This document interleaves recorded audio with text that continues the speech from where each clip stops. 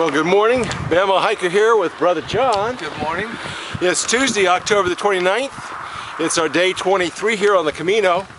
Back behind us is the little village of Acebo, where we spent the night at a albergue. And John, did you have a good restful sleep last night? It was restful, but I found a few bugs crawling on me.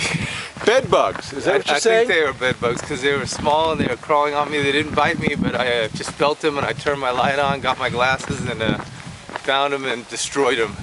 All right, so we think we may have had a case. We'll see how he turns out later. We'll do a full body check at the next albergue tonight to make sure he doesn't have bites all over him. Anyway, it was we had one pilgrim who sounded like he was going to die in the middle of the night from sleep apnea. He was so loud, and he stopped breathing constantly during the snoring sessions. It was horrendous. Second night in a row. Yeah, so we think it's the same guy. But anyway, it's freezing cold out here this morning. I'll let you take a quick peek around here. You can see off in the distance, this Ponferrado. That's where we'll be walking through today. It's not our destination. Our destination is further away, but we should be there, passing through hopefully about 10:30ish. We left this morning about 7:15. As you can see, it's getting lighter already because of the daylight savings times change.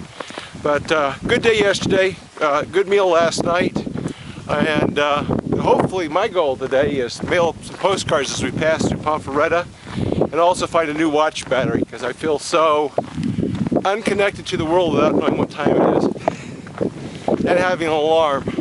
My goal is to make sure Jim meets his goals. Yay! All right, we'll give you some more updates shortly. We've been walking for about 30 minutes, and what I wanted to do is share with you is how much use of stone and slate they use in these mountain villages. It's just lots and lots of stone being used for walls, for the construction of the buildings. It just really makes the whole area look fabulous.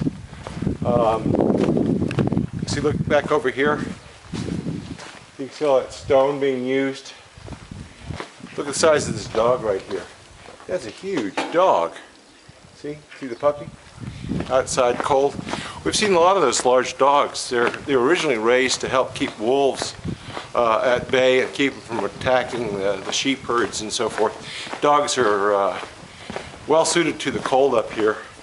Heavy fur, and we've seen them even out in the middle of the rain just laying in a field watching over sheep or just watching the area.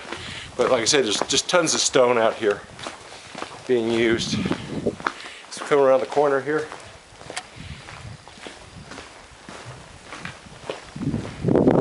All right, just a little tidbit wanted to share with you. Well, we've come into Mula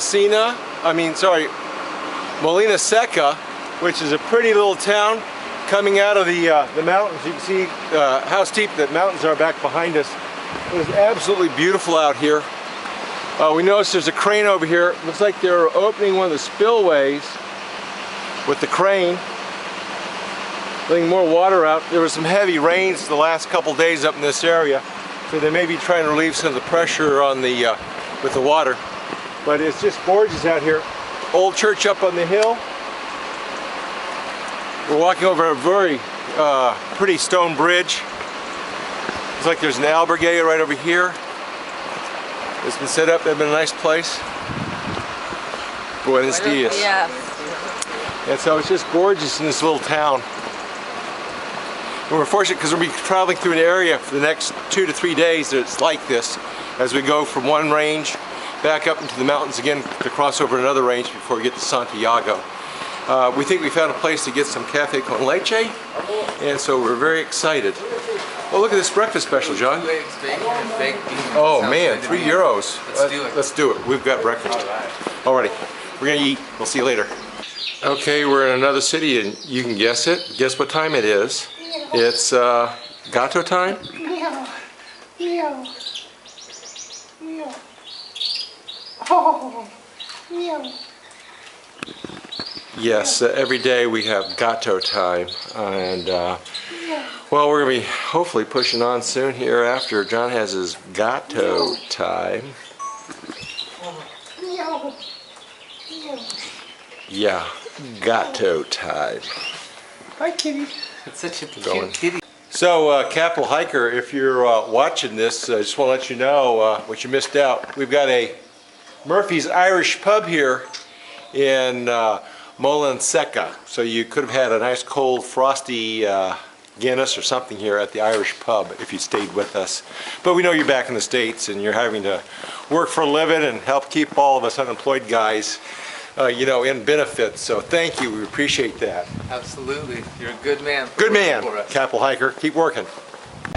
All right, we've come into Ponferrado and it's really kind of interesting. In fact, that's the Camino, John. There's the arrow right there going this way. We've come across a really unique castle here.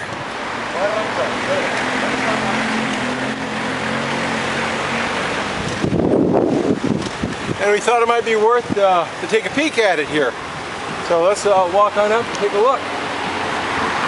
You might not be able to cross into it, but we thought you might enjoy looking at it. There's a castle behind us.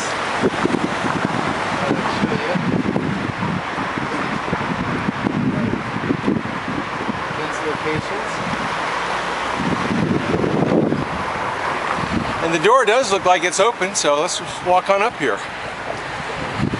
Here we go.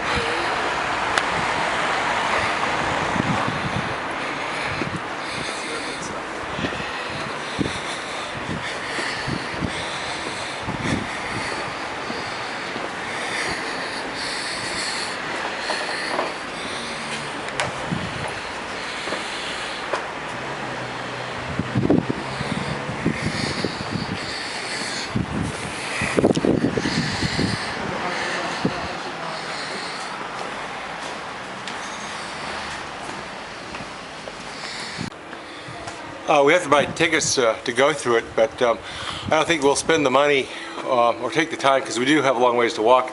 But I just wanted to show you more of the historic castle over here. It overlooks Ponferrado. It's very gorgeous. There's more back over this way. But it's well preserved here in Spain. It looks like it's well worth probably the €4 to do the walkthrough. All right, we're going to keep walking and we'll share some more later. Well, back with you. It's about 3:25. I know that because it's great having a watch battery again. We have proceeded to come back into, believe it or not, wine country. Those are vineyards all around us here. I'll pick the camera up a bit. But we're back in wine country. Cute story on my battery as we're walking through Ponferrado. We happened across a watch shop and go, this must be my only chance to get a watch battery. So we popped in, they replaced the battery for €4. I asked for a second battery for another €4. This way I have a backup in case this one dies on me. And at least I can replace it myself. Then we left, walked around the corner, found a little supermarket, went in, picked up some supplies. And lo and behold, there at the counter, at the cash register, were batteries, and sure enough, there's my watch battery, right there, for €1.95.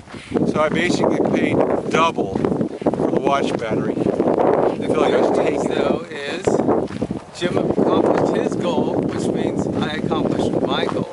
Yes. So we're back into time. We have a functioning alarm clock. Keep track of when we're getting up, when we're leaving, what we're doing, and it makes life so much more easier on me, who's so time dependent. All right, a little more later.